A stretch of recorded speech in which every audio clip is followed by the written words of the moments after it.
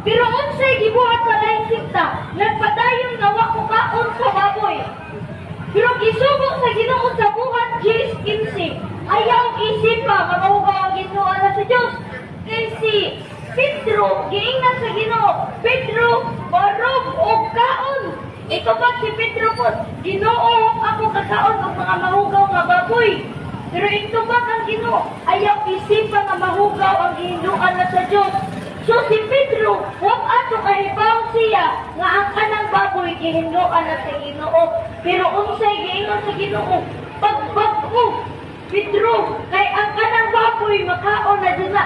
Ingon batok pa sa ling sikta, ang baboy ugaw, pero hindi kaon, lami man lagi kaayo. Lami man kaayo ang baboy. Ha? Kay sumala sa suwat ni San Pablo. Sa suwat ni San Pablo, sa 1 Corinto 25, giingon diri, makahimo ka mong pagkaon sa bisang unsang karne nga gibaligya sa baboy. Ang pangutana, ang merkado ba na ay wa pay baboy?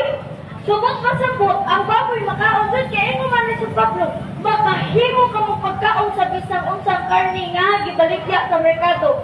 Ang pangutana mo ingon man jud ang laing sikta. Brad, ang kanang baboy ba? Wa man kay mabasa ara ka baboy karnira. Og ang baboy lutuon og tataro unsay pangan? Ha? Karne. Subok baboy jud ito. Kaya og ingon mo, ganahan jud mo ganan ni litra por litra nga ang baboy makaon. Unsa man na karne ninyo crocodile? Ha? Dinosaur. Hindi man ninyo madamo